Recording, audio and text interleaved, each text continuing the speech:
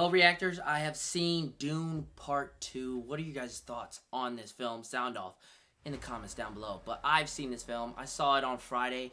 I'm a little bit late with this review. I've let my thoughts settle, and I gotta say, straight to it, Dune Part 2 is a masterpiece. Now, mind you, I've never read the books. I'm a person that enjoyed Part 1, but had a very hard time getting through Part 1. You know what I'm saying? I thought it was an okay film. I thought it was just, just good. I didn't really buy into the hype of Part 1.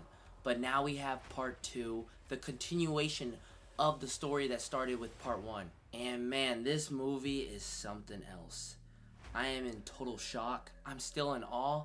I saw this on Friday. I'm still thinking about this film. I'm still raving about it. I tweeted so many things about this film. I've shared my thoughts all across social media. Follow me on Instagram, Twitter, TikTok, you name it. I've been praising this film, but I gotta speak from my heart to you guys here on YouTube, the ones that reel in. But yeah, this movie is something else. The acting is superb, but you knew that. The special effects are grand. Absolutely amazing, jaw-dropping visual effects, but you knew that. But also the score from Hans Zimmer is magnificent. Absolutely gives you chills. It gets you hyped. Matter of fact, the score helps elevate each and every scene, whether it's an action scene, whether it's a scene with just two characters sitting in a desert.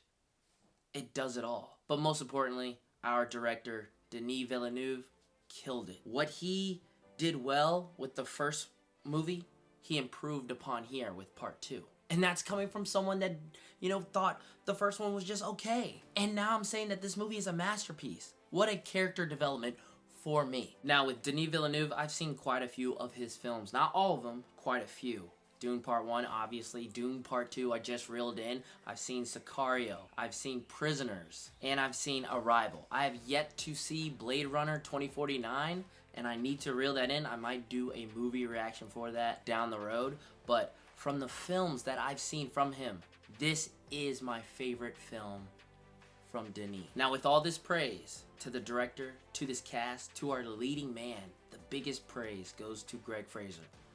Killed it. The cinematographer for this film delivers. And he delivered for the Batman. He delivered for Dune Part 1. But here, he's at his best. The sand.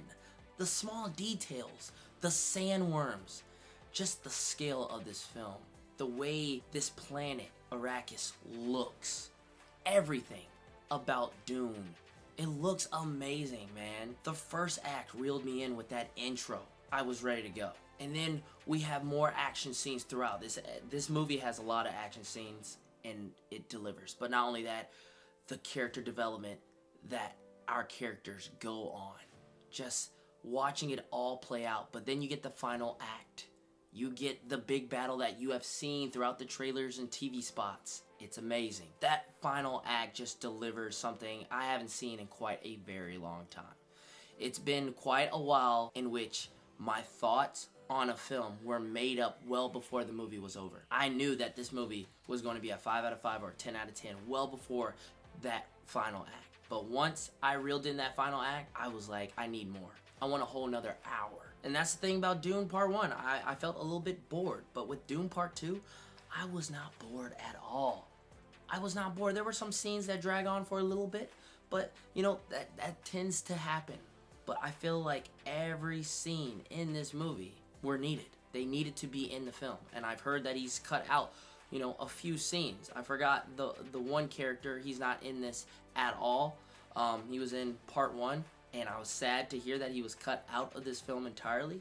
But overall, every scene matters. Anything else I should know? This cast, our biggest one, Timothée Chalamet, killed it. I just recently watched Wonka. I gotta give you guys that movie reaction later on this week. But Timothée has cemented himself as the man in Hollywood. He's gotta be. And I don't watch that many of his films other than Wonka and I think 2 other ones that I've seen in the past. But this is my favorite. This is the one that will silence the doubters. I mean, if you don't think that this man can, lead Hollywood through time, this is the movie that has cemented him as that man. And I'm down for the ride. Rebecca Ferguson, phenomenal as Jessica.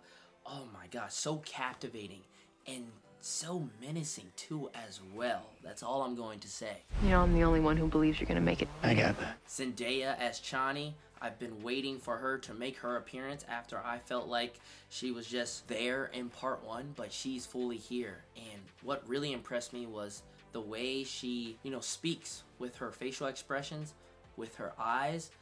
That is what drew me in a lot of the times of the scenes that she is in. You young pup. Josh Brolin is back. He's good. Florence Pugh, a new addition to this cast, cements herself in this franchise. Christopher Walken is here too as well. But these next two people nearly stole the film from Timothée Chalamet. And that is Javier Bardem playing as Stilgar. This man is hilarious. For a film that is very serious. Don't try to impress anyone. You're brave, we all know that. Nothing fancy. Nothing fancy. Hey, I'm serious. Nothing fancy, or you will shame my teaching. I won't shame you. This man gives you the laughs. An absolute person that you would want in your corner, hyping you up. And that is what Paul Atreides has in his corner. And that's Stilgar. And then we have Austin Butler, Elvis himself, but no, he's not Elvis anymore. He's Fade. Oh my god, so menacing. I just wish he had more scenes, but for the scenes that he has, he delivers, and it's greatness. I mean, this dude is a walking menace, and I loved it. Now, I will say, Dave Bautista, I'm a big fan of Dave Bautista, but his character is such a downgrade from the first film. I felt like he was just yelling and screaming in this one. And I get why he was yelling and screaming because, things aren't going well for his character. But compared to his character in the first film, it's a downgrade for me. And that's the same with the Baron. I think the Baron is more of a menace in the first film than he is in the second film. He's here, but I just didn't feel what I felt from that first film from him. But there you have it. That is going to conclude this review of what I think about Dune Part 2. There are so many things I want to say, but they would be spoilers. But one thing I'll add on, the sandworm scene, you've seen the clips. Oh my god.